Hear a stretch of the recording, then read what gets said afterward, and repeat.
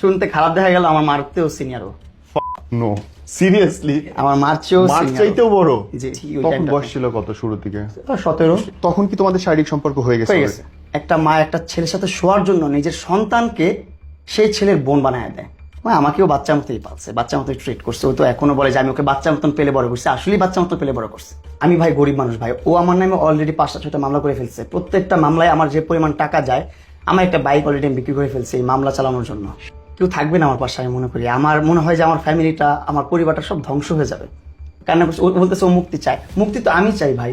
আপনারা মায়া কান্না করবেন, আপনারা বলবেন যে হ্যাঁ এই ছেলের দোষ, যেহেতু ছেলে ছোট ছিল, যেহেতু ছেলে একজন বয়স্ক মহিলা তাকে দুধ খাওয়াইছে এবং সে দুধ খায় গলে গেছে বাচ্চাদের মতো, তো অবশ্যই ছেলেটার দোষ। মায়ের স্নেহ এবং শারীরিক মিলন একসাথে দিছে, গলে গেছে ছেলেটা, অবশ্যই ছেলেটার দোষ। আমি গত প্রায় 14 বছর ধরে আন্দোলন করে আসছি সরকারের কাছে, বিভিন্ন সংস্থার কাছে, যে কিছু একটা হইলেই নারী ভিকটিম, কিছু একটা হইলেই নারী মহান, নারীকে ব্যবহার করা যায়, নারীকে ক্ষতি করা হয়েছে, নারী অধিকার, নারী এবং শিশু নির্যাতন বিরোধী আইন, এরকম নানান তকমা দিয়ে, নানান উপাধি দিয়ে একটা ছেলেকে, একটা পুরুষকে বন্দি করা যায়, রাষ্ট্রীয়ভাবে ধ্বংস করা যায়, ভবিষ্যৎটা শেষ করে দেওয়া যায়।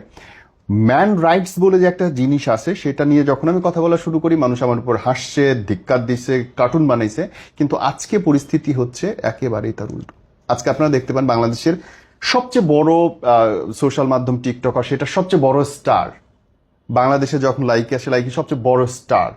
গণমাধ্যম, সোশ্যাল মাধ্যম, সবচেয়ে আলোচিত মানুষটা, সেই মানুষটাও কি নির্মমভাবে এই আইনগুলোর প্যাচে পড়ে আজকে ধ্বংস হয়ে গেছে। তার সবকিছু যাচ্ছে, যাবে, হয়তো কিচ্ছু করার শেষ নেই। হয়ে যায়, সবকিছু কিছু করার নাই। কিচ্ছু করার নেই মামুন। আসসালামু আলাইকুম নীরব ভাই, কেমন আছেন ভাই? আমি অনেস্টলি মামুন, আমি ভালো নাই তোমার এই পরিস্থিতি দেখে, এবং আমার মনে হয়েছে যে আসলে হচ্ছেটা কি। প্রত্যেকটা মানুষ আজকে দ্বিধা বিভক্ত। কেউ বলে যে মামুনকে যেভাবে হ্যারেস করা হচ্ছে সেটা ঠিক না, কেউ বলে যে কি করবে, আইনের চাপে তো পড়ে গেছে। পড়ে গেছি। আবার কেউ বলতেছে যে মামুন কি আসলেই ইউজ করছে নাকি ইউজ হয়েছে। আমি আসলে ইউজড হয়েছি ওর কাছে। ও 4 বছর আমাকে যেভাবে ঘুরাইছে, যেভাবে নাচাইছে, নাকি দড়ি দিয়ে যেভাবে ম্যানিপুলেট করছে, এভাবেই হয়েছে। আসলে বিষয় হচ্ছে, আমি 4 বছর আগে আমার বয়সটা কতটুকু ছিল, অল্প একটু বয়স ছিল, এখনো অল্প একটু বয়স, এখনো ওর হাঁটুর বয়সটা আমার হয় নাই, এখনো ওর যে এজ তার অর্ধেকেরও অনেক কম আমার এজ। সো আমার থেকে অনেক ভালো ও বুঝে, আর একটা মানুষকে কিভাবে কন্ট্রোল করতে হয়, একটা মানুষকে কিভাবে ম্যানিপুলেট করতে হয়, এটা আমি মনে করি ও ইনাফ জানে, ইনাফের চেয়ে বেশি অ্যাডভান্স জানে। পুরো পৃথিবী, পুরো দুনিয়া ওর ঘোরা শেষ। ঢাকা ইউনিভার্সিটি থেকে বের হয়েছে, মডেলিং করছে, ইন্ডিয়াতে র্যাম্পে হাঁটছে, তারপর আপনার এয়ারলাইন্সে জব করছে, ব্যাংকে একজন জব করতেছে। তো ভালো ভালো জায়গায় যাচ্ছে, ভালো ভালো কাজ করতেছে। সো ওর মাথাটাই অন্যরকম, ব্রেনটাই অন্যরকম। ও যে খেলাটা খেলে, সেই খেলাটা আমার দ্বারা কখনো পসিবল না। কারণ বললাম না, ওর হাঁটুর বয়সটা আমার হয় না। ও যেভাবে ব্রেন খাটায় খেলতে পারে, ওই খেলাটা আমি খেলতে পারি না। আপনারা দেখছেন আমার প্রিভিয়াস যে লাইফটা, সেই লাইফটা করার একটাই কারণ যে আমার মনের ভিতরে যে আক্ষেপ, আমি যে আসলে একটা জায়গায় আটকায় গেছি, একটা খাঁচার মধ্যে বন্দি হয়ে গেছি, আমি এটা মানুষকে প্রকাশ করতে পারছি না বা মানুষকে বুঝাইতে পারতেছি না। ও আইনগতভাবেও আমাকে আটকায় দিচ্ছে, টাকা পয়সা, নিজের ক্ষমতা সবকিছু দিয়ে, প্লাস সোশ্যাল মিডিয়াতে এসে কন্টিনিউয়াসলি পোস্ট করে। ওর সাথে আমার ব্রেকআপ হওয়ার 1 বছর হয়ে গেছে, কিন্তু এখন পর্যন্ত ওকে নিয়ে আমার একটা পোস্ট দেখবেন না আমার পার্সোনাল অ্যাকাউন্টগুলোতে, বা এই যে ঝগড়া হলো, ঝগড়ার পরও একটা পোস্ট দেখবেন না আমি করছি। কিন্তু ওর পোস্ট দেখেন আপনারা, কয়েকশো পোস্ট পাবেন, 1 বছরে 1000-এর উপরে পোস্ট আছে আমাকে নিয়ে। যখন আমার সাথে ঝগড়া চলতেছে বা আমি কাঠগড়া দৌড়াদৌড়ি করতেছি, আদালতে যখন দৌড়াইতেছি, ওই টাইমটাতেও আমার ভিডিও আপলোড করতেছে, যখন আমি ওর অনেক বড় এনিমি। তো আমি চাচ্ছিলাম যে ভাই, ও তো আমার মিস ইউজ করতেই আছে। ওর যখন বলে আমার ভিডিও ইউজ করো না, আমার ভিডিও আপলোড করো না, তুমি তোমার মতন ভিডিও আপলোড করো, এখন তুমি একজন সেলিব্রিটি, একজন ইনফ্লুয়েন্সার, একাকিত্বভাবে কন্টেন্ট করো, নিজের মতো করো, বা অন্য কাউকে নিয়ে কন্টেন্ট করো, আমাকে নিয়ে কন্টেন্ট ছাড়ো না। কয় আমি তোমার ফ্যান, আমি তোমার ভিডিও ছাড়তেই পারি। এই আটকে গেলাম, কিছু বলি না এখানে আর।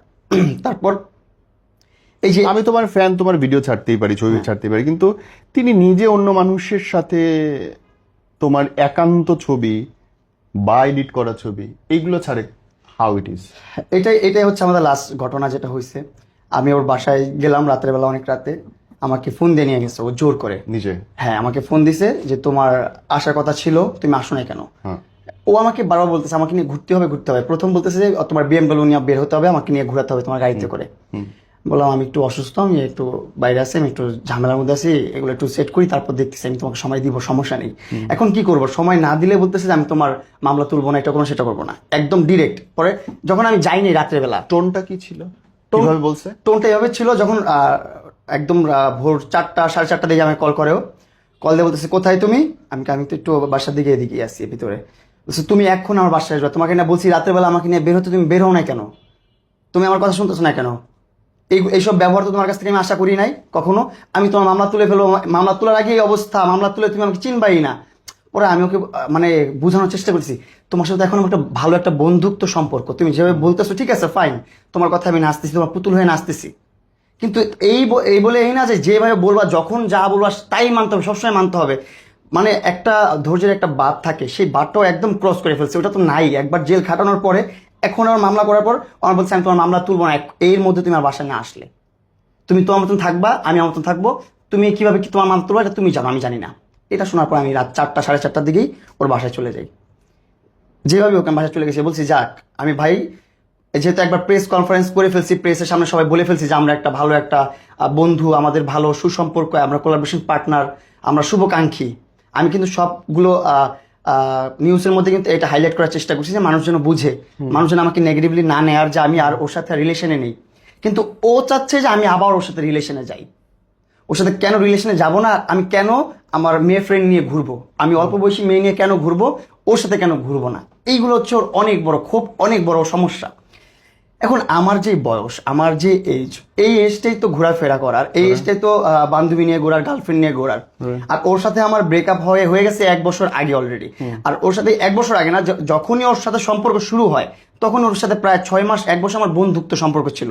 তারপর যখন আস্তে আস্তে ও আমাকে প্রপোজ করতেছে, আমাকে ম্যানিপুলেট করতেছে, ছোট ছোট আপনার ম্যাটেরিয়ালস দিয়ে দিয়ে আমাকে প্রবলেমে ফালাইতেছে, মানে ওর ফাঁদে ফালাইতেছে। আর আমি তো একটা ছোট্ট একটা মানুষ, আমিও ফাঁদে পড়তেছি, আমি এত একটা বড় একটা স্টুপিড, আমি একটা গাধা, আমিও ওর ফাঁদে পাড়া দিচ্ছি। তখন বয়স ছিল কত শুরু থেকে? 17, 16, 17 এরকম। ও মাই গড, তাহলে তো ওই সময় অ্যাডাল্টারের কেস হওয়ার কথা।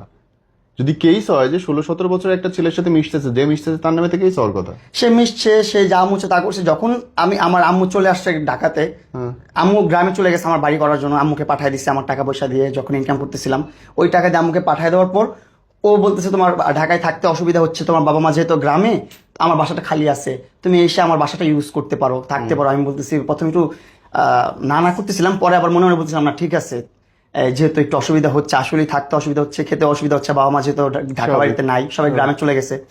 তো আমি ওর বাসায় গেছি, তখন ও আমার খুব খুব শুভাকাঙ্ক্ষী, ভালো একটা ফ্যান। ও আমাকে ছোট ছোট ম্যাটেরিয়ালস গিফট করে করে আমাকে ওর টোপে আনতেছে, আর আমি পড়েও গেছি। দেন ওর বাসায় গেলাম, যাওয়ার পর কয়েক মাস থাকলাম, থাকার পর দেখি কয়দিন পর দেখি ও আসে আমার সাথে মিলামেশা শুরু করে দিল। তো ওর বাসায় থাকলাম, থাকার পর আম্মু আব্বু যখন ঢাকা চলে আসছে, তখন আমি আবার যখন চলে গেছি, তখন ও আমাকে আবার ফোন দিয়ে ডিস্টার্ব করা শুরু করলো যে তুমি আমার বাসায় না থাকলে আমার ভালো লাগছে না, ব্ল্যাকমেল করা শুরু করতেছে, ইমোশনাল ব্ল্যাকমেল করতেছে। যখন ইমোশনাল ব্ল্যাকমেলটা কাজে না লাগলো, দেখতেছি ইমোশনাল ব্ল্যাকমেল করে আমি আসতেছি না ওর বাসায়, তখন ওর হাত কাটা শুরু করলো। ওর হাত দেখবেন এখান থেকে এ পর্যন্ত শুধু কাটাই। কত স্টেপ আছে, মানে একটা মানুষ কতটা পৈশাচিক হইতে পারে, নিজের শরীরকে নিজের দেহকে ছুরি দিয়ে চাকু দিয়ে এমনি কোপায় কোপায় কাটে, মানে তোমাকে চাওয়ার জন্য, আমাকে বাসায় ব্যাক আনার জন্য। তখনও ও তো ভাইরাল না, ওকে নিয়ে অত কন্টেন্ট বানাইনি, আমি ভাইরাল করিনি তখন আমি আমার মতন কন্টেন্ট করি, ও একজন শুভাকাঙ্ক্ষী, ওই হিসাবে লাইভে আমি ওকে শাট আউট দিই, সবসময় আমার ভিডিওতে আমি শাট আউট দিই, কথাবার্তা বলি, দ্যাটস ইট। কিন্তু ওর আমি কন্টেন্ট করে দিই না ওই টাইমটাতে। তো তখন আমাকে হাত কেটে ব্ল্যাকমেল করতো যে আমি মরে যাবো তোমাকে না পেলে, তুমি আমার পাশে না থাকলে। তো আমি আবার এই কথাকে মাফ করো, আমি এই জায়গায় খুব বাজেভাবে জিজ্ঞেস করি। হ্যাঁ অবশ্যই, তখন কি তোমাদের শারীরিক সম্পর্ক হয়ে গেছে? তখন হয়ে গেছে। তখন তোমার অন্য কারোর সাথে রিলেশন নাই, প্রেম নাই? আমি রিলেশন করি না তখন, কারোর সাথে প্রেম নাই, কিন্তু রিলেশন নাই, কিন্তু আমার অনেকগুলো বান্ধবী ছিল যাদের কাছ থেকেও আমাকে অলরেডি ছুটায় ফেলছে, যাদের সাথে আমার কথা বলতে দেয় না, তাদের কাছে যেতে দেয় না, তাদের মানে কোন রকম কন্ট্যাক্ট আমার রাখতে দেয় নাই। সরি আমি এভাবে জিজ্ঞেস করতেছি, আমার উচিত না। তুমি সবেমাত্র উঠতে একটা ছেলে, 17-18 বছর বয়স, 45-50 বছর একটা মহিলার সাথে শুচ্ছ, ঘেন্না লাগে না ভাই? ঘৃণা তো এখনো লাগছে, যখন কল্পনা করি যে আসলে আমি এই কাজগুলো করছি, ওর সাথে মিশছি, এইভাবে থাকছি, এখন নিজের প্রতি খুব ঘৃণা লাগে। নিজেকে পুরুষ বলে দাবি করতেও অনেক লজ্জিত মনে হয় নিজেকে, যে আসলে আমি কি করলাম এটা, এত ইয়াং বয়সে, এত ছোট্ট বয়সে। আসলে বেশি ছোট ছিলাম তো বুঝতে পারি নাই, আবেগের বসে মিলেমিশে গেছি। তো এখন যখন আমি ছুটে আসতে চাইছি তখন থেকে ব্ল্যাকমেল করা শুরু হয়ে গেছে যে না তুমি আমার কাছ থেকে ছুটে যেতে পারবে কখন না। ছুটে দিতে চাইলে ভাইয়া? ওর সাথে সম্পর্ক হওয়ার 1 বছরের মধ্যেই কেন ছুটে আমি কেন যেতে চাই? ছুটে যেতে চাচ্ছি কারণ আমি যখন আমার বাসায় চলে যাচ্ছি তখন ওর সাথে আমার সম্পর্ক না, কোনো রিলেশন নাই, জাস্ট ফ্রেন্ডলি, যাতে ভালো একটা ভক্ত, ভালো একটা ফ্যান, এতটুকুই। আর ও কখনো আমাকে বলে নাই আমি তোমাকে ভালোবাসি বা তোমাকে কোনো কমিটমেন্ট দিতে হবে আমার সাথে থাকতে হলে বা আমার কাছ থেকে ম্যাটেরিয়ালস নিতে হলে বা এটা করতে হলে সেটা কোনো প্রকার কোনো কমিটমেন্ট কখনো ছিল না ওর সাথে আমার। ও বলতো যে তুমি আমার আমি তোমার ডাইহার্ট ফ্যান, তোমার জন্য পৃথিবীর সব করতে পারি। এবং আপনারা যদি প্রিভিয়াস কিছু ভিডিও দেখেন সেখানে দেখবেন যে দুনিয়াতে যদি প্রিন্স মামুনের সবচেয়ে বড় ফ্যান থেকে থাকে সেটা আমি, রাইট, সেটা কিন্তু লালা বল। আপনি বলছেন। তো তখন আমি এটাই ভাবতাম যে হ্যাঁ ফ্যান। তারপর ওইটা বলতো যে আমি জীবনে বিয়ে করি নাই, একটা রিলেশন করি নাই, বিয়ে তো দূরের কথা। আমি টের পাও নেই ও বাচ্চা কাচ্চার মা? না, এগুলো কখনো টের পাই না। কিভাবে টের পাবো? এখানে একটা কথা বলি, যে জিনিসটা শুনতে অনেকের কাছে খারাপ লাগবে জিনিসটা। একটা মা একটা ছেলের সাথে শোয়ার জন্য নিজের সন্তানকে সেই ছেলের বোন বানায় দেয়। তার মেয়েগুলো আমার বোন, তার মেয়ে আমাকে ভাইয়া বলে ডাকে আর আমি তাকে বোন বলে ডাকি। No, true. আমি আপনাকে প্রুফ দেখাই, মোবাইলটা দাও একটু, ছোট্ট করে একটু প্রুফ দেখাই আপনাদেরকে। তো আমি কেন আমি সন্দেহ করব তাকে যে এটা তার আপন মেয়ে? আমি সন্দেহ করার তো কোনো কথায় প্রশ্নই আসে না। যেখানে তার বাচ্চারা আমাকে ভাইয়া বলে ডাকে, তখন আমাকে যখন বলছে এগুলো আমার কাজিনের বাচ্চাগুলো আমার বাচ্চা না, সো আমিও অ্যাকসেপ্ট করে নিছি যা কাজিনের বাচ্চা আমাকে ভাইয়া বলতেই পারে, এটা কোনো মেজর ইস্যু না। কিন্তু এখন আমি যখন প্রুফ পাইছি, যখন ওর সাথে আমার একটু ঝগড়া হলো, ওর সাথে মারামারি হলো, প্রথম যে মামলাটা করলো আমার নামে, আমি আগে একটু প্রুফটা দেখাই। এই যে এই যে ওর বড় মেয়ে, হ্যাঁ, কংগ্রেচুলেশন, কংগ্রাচুলেশনস ভাইয়া। হ্যাঁ, thank you, you are most welcome, Oh my God. Always message, last মেসেজটা কি দেখে তুমি? এই মেসেজটা আমি দেখে, এটা হচ্ছে কবে? 30 হ্যাপি বার্থডে ভাইয়া। হ্যাঁ ভাইয়া, ও মাই গড। আমি Thank you. আমি জানি না, আমি নম্বর দেখা না, নম্বর দেখা যাচ্ছে নম্বর না। দেখা যায় না। মানে সিরিয়াসলি ভাইয়া, মানে খোদা। তারপর আমি আরেকটা my ছোট্ট God. একটা প্রুফ দেখাই, যেখানে হচ্ছে যে ও যখন ওর সাথে যখন প্রথম ঝগড়া হচ্ছিল, মানে ম্যানুপুলেশনের তো কোনো শেষ নেই যে শেষ ভাই। ছিল না। ইভেন ওর সাথে রিলেশন থাকা অবস্থায় আমি 3 বছর 3.5 বছরে আমি ওর এনআইডি কার্ডটা বা ওর বার্থ অফ ডেটটা আমি জানতে পারি না। আমি যখন জানতে পারছি সবকিছু, আমি যখন সবকিছু আমার হাতে আসছে যে ও আসলে বিবাহিত, ওর 2টা সংসার আছে, 2টা সংসার ছিল, তারপর 2টা বাবু আছে, এইগুলো যখন আমি জানতে পারছি, এগুলো যখন প্রমাণ আমি কাগজে কলমে পাইছি, এগুলো প্রমাণ আমার কাগজে কলম আমার কাছে আছে, এগুলো পাওয়ার পর থেকে ওর উপর থেকে আমার মনটা উঠে গেছে। স্বাভাবিক। তখন থেকে আমার ঘৃণা লাগা আরো বেশি শুরু হয়ে গেছে। প্রথম তো ঘৃণাটা একটু কম ছিল যে না মেয়েটা কখনো নাকি প্রেমই করে নাই, রিলেশনই করে নাই, আমি তার জীবনের প্রথম পুরুষ, এই জাস্ট নাম্বার। তা সে আমাকে এতটা ভালোবাসে আর এতটা আদর করে, আমার সামান্য পরিমাণ একটা গ্যাস্ট্রিক ওষুধ লাগলো সেটা সে মানে কখন কিভাবে দিতে হবে, কি করতে হবে না করতে হবে, সেটা সবসময় সে টেক কেয়ার করতেছে। আমি তো ম্যানিপুলেট হয়ে গেছি পুরোপুরি ওর প্রতি, আমি পুরোপুরি একদম হ্যালোসিনেশন ছিল। 17 বছরের একটা বাচ্চাকে যদি 40 বছর 45 বছরের একটা আন্টি চায়, ও তো তুলে দিয়ে না চাইতে পারে, না আসতে পারে, কারণ তোমার বাপের বয়সী সে। ইনফ্যাক্ট সরি, ইভেন একটা সরি না, শুনতে খারাপ দেখা গেল, আমার মারতেও সিনিয়রও, নো সিরিয়াসলি, আমার মার চেয়েও মার senior ও। চাইতেও বড়। জি, মানে আসলেই মারা উচিত। এইগুলো এখন ভাবার পর আমার নিজের প্রতি নিজের এতটা ঘৃণা লাগে যে আমি কত বড় একটা স্টুপিড। আমি আসলে এখন এসে বুঝতে পারতেছি, দেখে এখন বুঝতেছি যে এগুলো আমার ভুল ছিল, এগুলো ভুল করছি লাইফে। কিন্তু যখন ছোট ছিলাম তখন আমি বুঝতে পারি না এই বিষয়গুলো। আসলে আমি একাই তো আমার ফ্যামিলিটা রান করি, আমার ফ্যামিলিটা আমি রান করতেছি 2018 সাল থেকে, আর ওর সাথে পরিচয় আমার 22 সালের দিকে। সো এই রান করতে করতে করতে করতে আমি ফ্যামিলির একটা হেড হয়ে গেছি, মানে ফ্যামিলিতে আমি যাই করি তাই ঠিক ছিল। তো আমার বাবা মাও দেখতেছিল যে আমার বাবা মাকেও আমি এইভাবে প্রকাশ করি যে আব্বু আম্মা আমাকে ব্ল্যাকমেল করতেছে। আমি কখনো বলি নাই তাদের কাছেও কখনো যে আমাকে হাত কেটে ব্ল্যাকমেল করো। একবার হাত কাটে নাই, একবার এতগুলো কাটে নাই, ও স্টেপ বাই স্টেপ কাটছে। যতবার আমি চলে আসছি ওর কাছ থেকে ততবার ও হাত কাটছে, যতবার ওর কাছ থেকে চলে আসছি ততবার হাত কাটছে। তারপর ও অনেক আপনার মনে করেন কিছু খেয়ে ফেলতো, ধরেন হারপিক বিষ এটা ওইটা থাকে না, এই লিকুইড টাইপের, এগুলা খেয়ে ফেলতো সুইসাইড করার জন্য। ওর কাজী বড়া ফোন দিত, ওর দারোয়ান ফোন দিত, ওর নিচে বিকাশ দোকানদার ফোন দিত, ভাইয়া এরকম এরকম আপু তো মরে যাচ্ছে, এটা হচ্ছে সেটা হচ্ছে, বাসায় আসেন তাড়াতাড়ি। মানে সার্কেলে যাদের যাদের সম্ভব তাদের দেখে যেভাবে পারতো ও এই সুইসাইড করার ব্ল্যাকমেলটা অনেক দিন চলছে, এই 3 বছর 3.5 বছর এটা চলছিল। তারপর যখন আমি এই প্রমাণগুলো পাইছি, না এখন এসে চিন্তা ভাবনা করতেছি না এটা খুবই বাজে হচ্ছে, যা হয়েছে লাইফে, ওর জীবনে সংসার করা শেষ। এখন প্রথম ভাবতেছিলাম যে ও মনে হয় আমি ওর জীবনের প্রথম পুরুষ, আমি যদি ছেড়ে চলে যাই বা আমি যদি ছেঁকা দেই কি হবে তার? কি হবে তার। কিন্তু এখন দেখতেছি না, সে আমাকে তার প্রতারণার ফাঁদে ফালাইছে। সে অলরেডি 2টা সংসার করে ফেলছে, জীবনের যা এক্সপিরিয়েন্স নেওয়ার সব নেওয়া শেষ। তার জীবনে চাকরি করা শেষ, বাচ্চা পালা শেষ, জামাই পালা শেষ, সংসার করা শেষ। মানে আমাকেও বাচ্চার মতোই পালছে, বাচ্চার মতোই ট্রিট করছে। ও তো এখনো বলে যে আমি ওকে বাচ্চার মতন পেলে বড় করছি, আসলেই বাচ্চার মতো পেলে বড় করছে। এই জন্যই আমি বেশি ওই জায়গাটা থেকে বের হতে পারতেছিলাম না, বাচ্চার মতো করে পালতো। দেখেন আমার মামুন সমস্যাটা কই জানেন, উনাকে উনার কথাবার্তা, উনার আচরণ বেশ মুগ্ধকর, উনার কথা আমার পছন্দ, অনেক কিছু আমি উনাকে লাইক করি। কিন্তু শুধু আপনার না, যে সময় থেকে উনি ব্ল্যাকমেইলিং শুরু করছে, যে সময় থেকে উনি কেসে গেছে, একটা সম্পর্ক এবং বিতর্কিত সম্পর্ককে উনি পেট্রোনাইজ করতেছে, পাবলিক করতেছে, এটাকে জায়েজ করার চেষ্টা করতেছে, প্রমোট করতেছে, সেই মুহূর্তে আমার মনে হয়েছে না, উনি ঠিক করতেছে না। এবং আপনি দেখেন ও কয়টা পোস্ট করছে আর আমি কয়টা পোস্ট করছি ওকে নিয়ে। আমি ওকে নিয়ে একটা সিঙ্গেল পোস্টও করিনি এখনো, কিন্তু ওর আইডিতে আমার লাইভ করার পর থেকে পোস্টের অভাব নাই। মানে ওর মতো বিন্দাস। ওর কথা হচ্ছে আমি তো রাষ্ট্রবাদী, আমি তো রাষ্ট্রপক্ষ, আমি যদি কোর্টে নাও যাই রাষ্ট্র আমার হয়ে লড়বে, আমার কোনো টেনশন নাই। আমি আমার মতন টিকটক করি, আমি আমার মতন এইখানে হ্যাং আউট করি, ওখানে। ও ঢাকার কোনায় কানায় যে ঘুরতেছে, মানে ঢাকা শহরের ঢাকার বাইরেও যাচ্ছে ও এখন, নেত্রকোনা এটা ওটা সেটাও গ্র্যান্ড ওপেনিং এ যাচ্ছে ও এখন। মানে আমার সাথে ঝগড়ার পর ও আরেকটা ভিডিও করছে, হ্যালো আমার শুভকাঙ্ক্ষীরা, কেমন আছেন আমার ভালোবাসার মানুষেরা, আমি এইখানে আসতেছি গ্র্যান্ড ওপেনিং করতে। এই যে রিসেন্ট ঘটনা। আর আমি এদিকে জেলের চক্কর কাটছি, আর আমি এদিকে চক্কর খাচ্ছি। ও আমার নামে, আমি লাইভ করে বের হওয়ার পরপরই আমার নামে আরেকটা মামলা করছে। ওখান থেকে বের হওয়ার পরপর ক্যান্টনমেন্ট থানায় ঢুকে আরেকটা মামলা করছে, নতুন আরেকটা মামলার ভুক্তভোগী আমি শুরু। আবার আরেকটা শিলতাহানি মামলা করছে, তারপর আরো অনেকগুলো ধারা দিছে, একসাথে অনেকগুলো ধারা দিছে। এর মধ্যে উল্লেখযোগ্য হচ্ছে শিলতাহানি, আমি নাকি করার চেষ্টা করছি। আমি ওর বাসা থেকে লাইভ করতে করতে বের হয়ে গেছি। বের হওয়ার পরে ও কিন্তু একটা ভিডিও আপলোড করছি যেখানে ওর হাত পা সব ওকে, মেকআপ করতেও ভুলে নাই সে। এই লাইভটা শেষ করেই সে যে কার কাছ থেকে বুদ্ধি নিচ্ছে জানি না, প্রথম যা ভর্তি হয়েছে কর্মীটলা, ওইখান থেকে কোনো কাজ হচ্ছে না, গেছে সিএমএইচ, যে ওইখান থেকে 2 হাতে 2টা ব্যান্ডেজ প্যাচা, এখন বলতেছে আমি নাকি ছুরি দিয়ে আঘাত করছি। আমার কাছে তো প্রুফ আছে ভাই, আমি তো লাইভে দেখাইছি যে ওর ঘরের একটা কর্নারে ফুলের তোড়ার পিছনে এত বড় একটা ছুরি।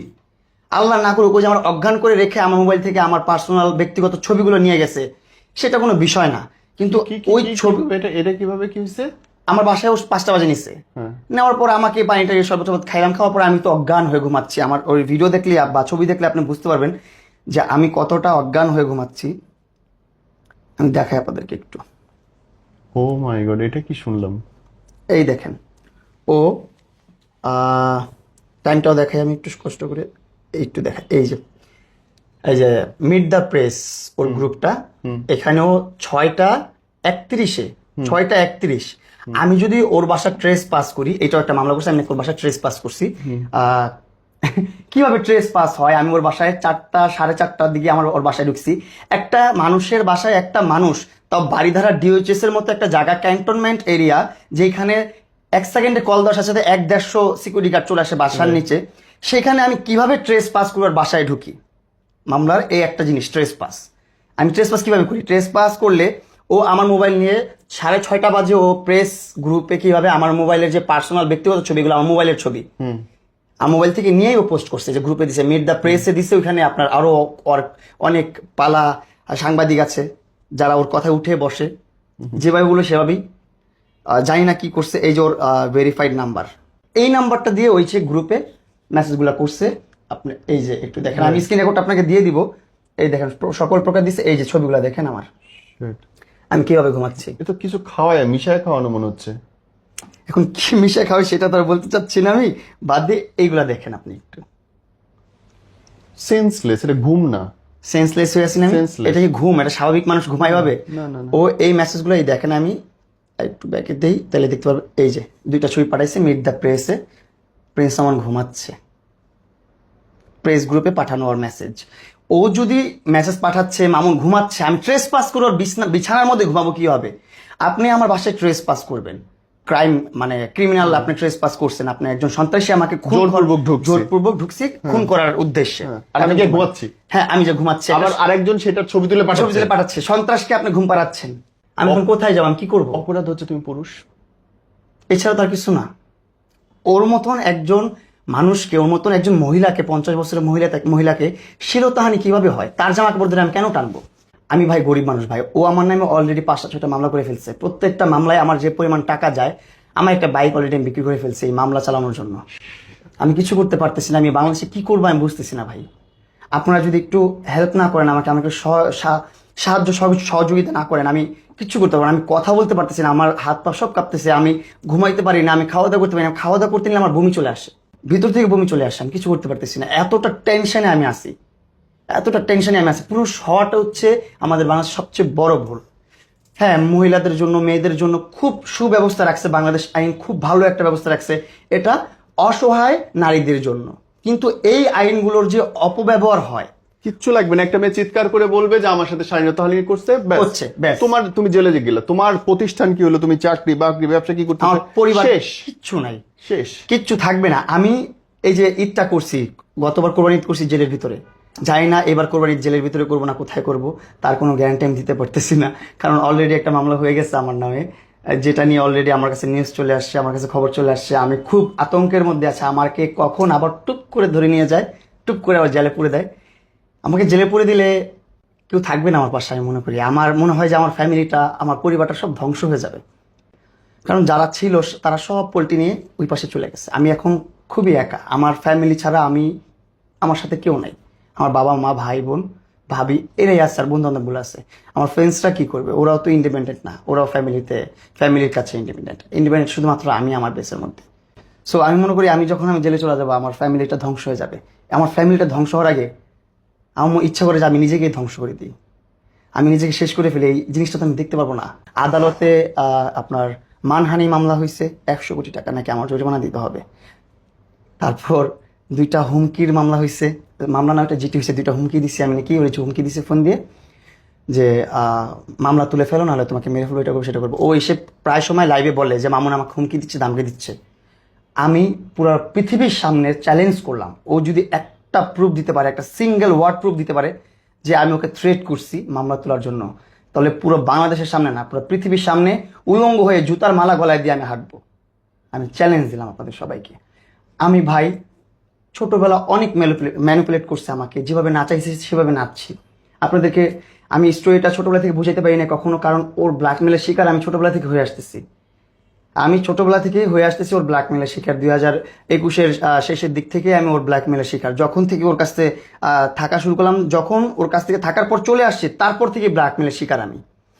যখন ইমোশনাল ব্ল্যাকমেল করতো বা ব্ল্যাকমেল করতো, এগুলোর জন্য অনেক প্যারা খাইছি। যখন আমি দেখছি যে ও বিবাহিত, আমি যখন প্রমাণ পাইছি যে ও 2টা বিবাহ করে ফেলছে, অলরেডি 2টা বাবু আছে, এগুলো সব রিয়েল, এগুলো অথেন্টিক, এগুলো ফেক না, তখন আমার মন থেকে তো একদম নিমিশে উঠে গেছে। তখন আমি ওর পাশ থেকে সরে আসতে চাইছি, তখন আমার সাথে মারামারি লাগাই দিছে। মারামারি তো একটা লাগাই দিছে, যখন বলছি তুই সুইসাইড কর বা যাই কর, আমি তোর ব্ল্যাকমেলের ফাঁদে আর পাড়া দিব না, এখন পৃথিবীর কাছে আমি প্রয়োজন প্রকাশ করে দিব। এই মারামারি লাগাই দিয়ে ওই একটা অ্যাটেম্প দিল মামলা, মার্কেটটা ওই মামলা দিয়ে একটু ভোগান্তি, ওয়ারেন্ট বের করলো, পরে জামিন নিলাম অনেক কষ্ট করে, অনেক টাকা পয়সা খরচ করে, অনেক ঝামেলা করে। তারপর আবার যখন আমি ইন্ডিপেন্ডেন্ট হলাম, আমি বিজনেস শুরু করলাম, একা একা নিজের পায়ে দাঁড়ালাম, ওই টাইমটাতে আমাকে দিল ধর্ষণ মামলা। ওর সাথে কিন্তু আমার কোনো তখন সম্পর্ক নাই। সম্পর্ক কতটা নোংরা হইতে পারে ব্যাপারটা, সরি ভাবে বলতেছি। একই সাথে তোমার পাশে গিয়ে দোকান উদ্বোধন করতেছে, আবার একই সাথে তোমার নামে কেস করে, উদ্বোধন করার পরই ধর্ষণ করছে। আর আমি তো যে বললাম না, আমি কত বড় একটা স্টুপিড, আমি কত বড় একটা জঘন্য একটা মানুষ, যে মানুষটা আমাকে মামলা দিয়ে নাকে দড়ি দিয়ে ঘুরাইছে, দেন ব্রেকআপ হওয়ার পর আমি আমার মতন ব্যবসা করতেছি, আমি নিজের মতো চলতেছি ফিরতেছি। ওই টাইমটাতে আমি আবার ওকে আর সহানুভূতি দেখাই আমার গ্র্যান্ড ওপেনিং এ নিয়ে আসছি, যে যাক একটা সময় শুভাকাঙ্ক্ষী ছিলা, যেহেতু আসো আমার গ্র্যান্ড ওপেনিং করো। ওর এত একটা সম্মান দিছি আমি, এই সম্মানটা কোথায় রাখছে? ওইখান থেকে বের হয়ে আমার মামলা দিছে, সেই মামলায় আমি জেল খেটে আসলাম। সে তো ঘোষণা দিল যে উঠাই নিবে মামলা, উঠাই নেবে বলে সেই দিন বলতেছে আমি তোমার মামলা তুলবো না, তুমি কি করতে পারো করে নাও, তোমার কোনো মামলা আমি তুলবো না, তোমার যদি কোনো ক্ষমতা থাকে তুমি মামলা উঠায় নাও। আর এটাও বলছে যে মামলা ছাড়াও অনেক কিছু আছে, ওইগুলা সামলায় নিও। ওই টাইমটাতে আমার মাথায় কোনো কিছু খেলতেছিল না, আমি কি করবো, আমি কার কাছে সাহায্য চাবো, এটা বুঝতে পারলাম না। কাছে সাহায্য পাবো না ভাই, এই সমাজ মেয়েদের পক্ষে অন্ধভাবে। ইনস্ট্যান্ট ওই টাইমটাতে, ওই মোমেন্টটাতে আমি লাইভে চলে গেছি যে না, পৃথিবীর দেশবাসীতে তো একটা হলেও মানুষ আছে যে আমার সাপোর্ট করবে, যে বুঝবে।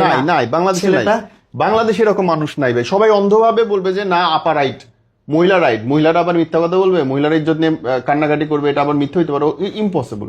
প্রত্যেকটা মানুষ দেখো বাংলাদেশের সবাই তার ও এখন মায়া কান্না করতেছে মানুষের সিম্পিতি নেওয়ার জন্য, কাঁপতে পারবে। হাতের মধ্যে ব্যান্ডেজ লাগায় নিছে, ব্যান্ডেজ করে দেখেন হাতের মধ্যে কিছুই নাই, কান্না করছে। ও বলতেছে ও মুক্তি চায়। মুক্তি তো আমি চাই ভাই। আমার যদি কোনো স্টাম্পে লিখিতও দিতে হয় যে হ্যাঁ মামুন এইভাবে এভাবে মুক্তি দিতে হয়, আমি ওইভাবেই স্টাম্পে সই করে দিব যে হ্যাঁ আমি মুক্তি দিলাম। আমি তো মুক্তি দিয়ে রাখছি, আমি মুক্তি চাচ্ছি মানুষের কাছ থেকে। এখন আমার ডায়লগ ও মারতেছে, আমার ডায়লগ যেটা আমি বলবো সেটা ও বলতেছে। ও আমার নামে ভরণ পোষণ মামলা করছে ভাটারা থানাতে। এবং বাংলাদেশ প্রতিদিন একটা নিউজ দেখলাম, ভিডিও নিউজ, সেটা বলতেছে পুরো জিনিসটা ভুয়া, যে বিয়ের রেজিস্ট্রেশন হ্যাঁ পেপারটা পুরোটা ভুয়া, পুরাটা ভুয়া। পুরোটা ভুয়া। যে কাজের সাইন সেই কাজই বলতেছে সেটা আমার না, কাজী মারা গেছে 2 বছর আগে। 2 বছর আগে। কি অদ্ভুত, কি অদ্ভুত। এবং তারপরে আমি নিশ্চিত আপনারা মায়া কান্না করবেন, আপনারা বলবেন যে হ্যাঁ এই ছেলের দোষ, যেহেতু ছেলে ছোট ছিল, যেহেতু ছেলে একজন বয়স্ক মহিলা তাকে দুধ খাওয়াইছে এবং সে দুধ খায় গলে গেছে বাচ্চাদের মতো, তো অবশ্যই ছেলেটার দোষ। যেহেতু ছেলেটা আরে নানানভাবে প্রলুব্ধ করছে এবং মাথায় হাত বুলাইছে, মায়ের স্নেহ এবং শারীরিক মিলন একসাথে দিছে, গলে গেছে ছেলেটা, অবশ্যই ছেলেটার দোষ। আমি তো এখন জিন্দা লাশ, আমাকে তো খুন করে ফেলছে। আমি জাস্ট নিঃশ্বাসটা বন্ধ হওয়া পর্যন্ত বাকি আছে, এছাড়া তো আমার ভিতরে আর কিছু বাকি নাই। আমার অলরেডি সব শেষ, সব ডেট। কি করবো আমি, আমার সব ব্ল্যাঙ্ক হয়ে গেছে। আমার 1 মিনিট পর পর জ্বর আসে, 1 মিনিট পর পর জ্বর ছেড়ে দেয়। Hyper tension. মানে বডির কি একটা অবস্থা, বডির কি একটা কন্ডিশন। আমার বডিতে কত জায়গায় কত সমস্যা হচ্ছে, আক্কেল দাঁতের সমস্যা একসাথে শুরু হয়েছে, অন্য অন্য জায়গায় যে কত ধরনের সমস্যা শুরু হয়েছে। ভর্তি থাকা দরকার আমার হসপিটালে, সেখানে হসপিটালে যে ভর্তি থাকে সে। আমি যদি এই সত্যগুলো দেশবাসীর সামনে না বলে জেলের মধ্যে ঢুকে যাই, তাহলে জেলে পচেই মরতে হবে আমার, এবং সবাই আপনারই দোষ দিবে, সবাই আমারই দোষ দিবে। যে তুমি কেন গেছিলা, তুমি লোভী, তুমি এটা, লোভী। তুমি ওইটা, তুমি সেটা। ভাই ছোট্টবেলা যা করছি ভাই, ওইটা নিয়ে এখন চিন্তা ভাবনা করতে লাভ নেই। আমি যখন ছোট ছিলাম তখনও কিন্তু আমি ইন্ডিপেন্ডেন্ট ছিলাম, আমি নিজে ইনকাম করতাম, আমি নিজে আর্ন করতাম, আমি নিজে আমার নিজের ফ্যামিলি চালাইতাম। আমি তখন সাইদনগরে একটা ফ্ল্যাট নিয়ে আমার ফ্যামিলি নিয়ে আমি থাকি 2018 সাল থেকে। আপনি সাইদনগর যান, গেলে ওই জায়গায় খবর পাবেন, সাইদনগর বি ব্লক 2 নম্বর রোড, মামুন সাহেবের বাসা, সব ডিটেলস বলে দিলাম। ওখানে গেলে আমি কেমন মানুষ, আমার ফ্যামিলি কেমন মানুষ সব পেয়ে যাবেন। মামুন সাহেবরা মানে কান্না করে দিচ্ছিল আমরা যখন ওনার বাসা ছেড়ে চলে গেছি। বাসায় আমার যখন গ্রামে বাড়ি করছি তখন তো আমার বাসার সবকিছু গ্রামে পাঠিয়ে দিছি। আমি তো তোমার পাশে কাঁদার লোকও থাকবে না রে ভাই, তুমি মরে পড়ে থাকবে, তোমার পাশে কাঁদার লোকও থাকবে না। থাকবে না। কে যাবে? লাস্টলি মামুন, যদি দেশবাসীর জন্য কিছু বলতে চাও। দেশবাসীর কাছে আমার হাত জোর করে আমার আবেদন যে আপনারা আমাকে সেভ করেন, আমাকে বাঁচান। আমি ছোটবেলা যা করছি আপনারা সবাই সবকিছু ভুলে যান। মানুষ ছোটবেলা ভুল করেই, একটা মানুষের ভুল হয়। আমার মানুষ পুরুষ শিখে 25 বছর বয়সের পর থেকে, আর এখন আমার 25ও হয় নাই। আমি যখন ওর সাথে সম্পর্ক করছি বা ওর সাথে জড়াইছি তখন আমার বয়স 16-17 এরকম একটা বয়স। ওই টাইমটাতে বোঝার কোনো ক্যাপাবিলিটি আমার ছিল না, ওরকম বোঝার ক্ষমতা আমার ছিল না যে আমি বুঝবো যে কি হচ্ছে, কেমন একটা ফাঁদ তৈরি হচ্ছে আমার জীবনে, আমার লাইফটা, আমার ফিউচারটা কি হবে এটা আমি বুঝতে পারি নাই। এখন আমি বুঝতেছি ভাবিয়া করিও কাজ, করিয়া ভাবিও না। তখন আমি কাজ করে ফেলছি, এখন ভাবতেছি।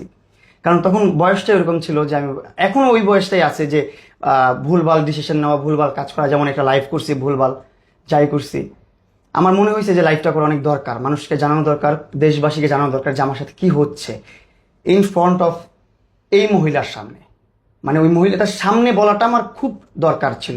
আমি সিঙ্গেলে বললে তো আপনারা মনে করবেন যে না মামুন মনে হয় মিথ্যা বলতেছে, মামুন মনে হয় বানায় কথা বলতেছে, মামুন একটা প্রতারক, মামুন একটা ফ্রড, মামুন এই মহিলার কাছ থেকে এটা খাইছে ওইটা খাইছে, খাওয়া শেষ এখন চলে যাচ্ছে। যে কথাগুলো ওই মহিলা বলে আর কি, ওই কথাগুলোই আপনারা মেনে নেবেন। আসলে বিষয়টা ওইরকম না। আমি আমার মতোই চলছি। আমাকে ইউজ করে ওর ফেসবুক অ্যাকাউন্ট, ওর ফেসবুক পেজে কত টাকা ইনকাম হয়েছে ওইটা আপনারা বের করবেন। ও বলে আমার 50 লাখ 60 লাখ খরচ হয়ে গেছে। কোথায় 50 লাখ 60 লাখ টাকা?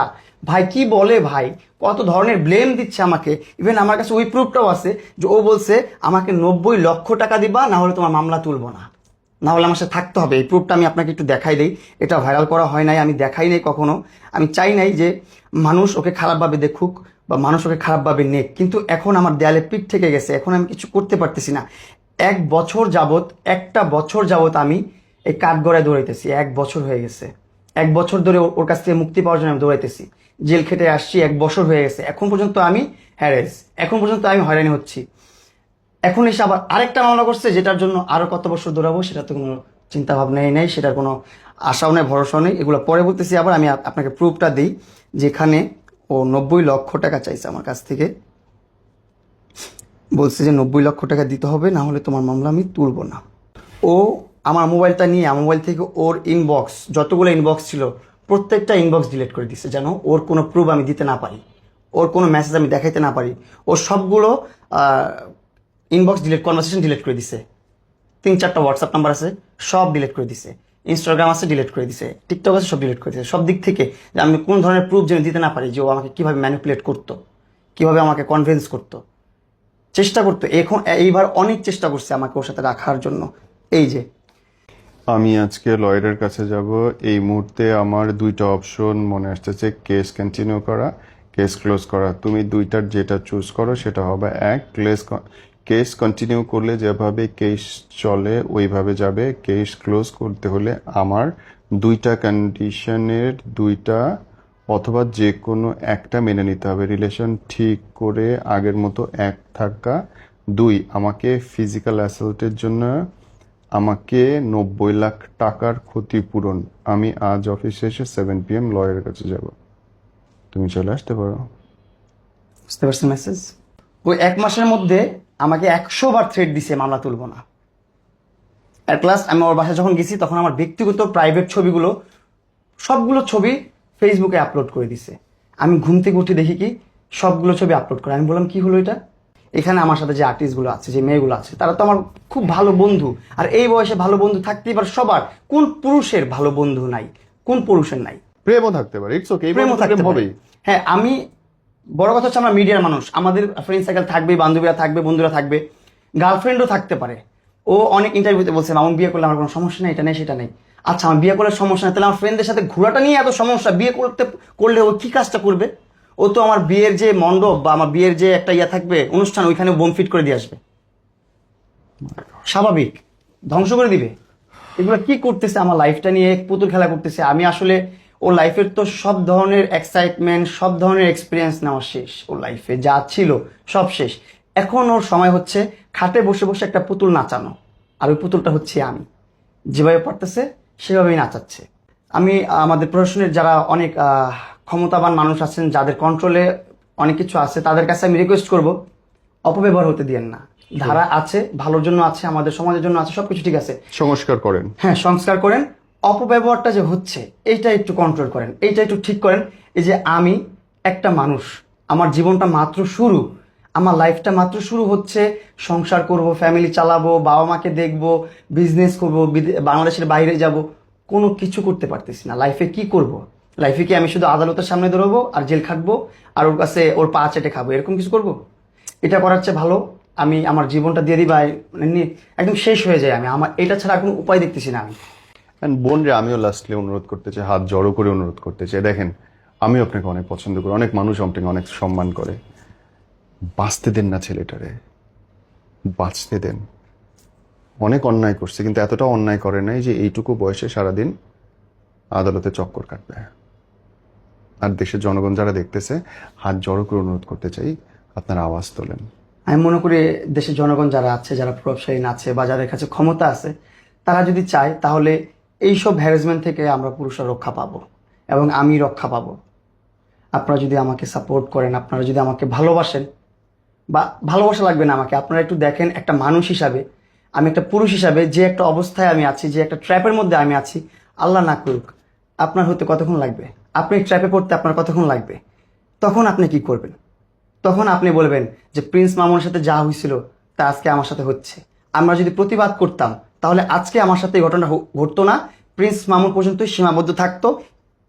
তারপরে জেনারেশনের পুরুষরা নিজেকে সেফ ফিল করতে পারতো, সেফ থাকতে পারতো। হ্যাঁ, দর্শক আছে, খারাপ মানুষ আছে, তাই বলি সব পুরুষ দর্শক? তাহলে পুরুষ কারা? বাবা কারা? সংসার চালায় কারা? ভালো থাকবেন আপনারা। আপনাদের সাথে এরকম না হোক, সেরকম হবে না যদি আপনি প্রতিবাদ করেন, কথা বলেন। আসসালামু আলাইকুম।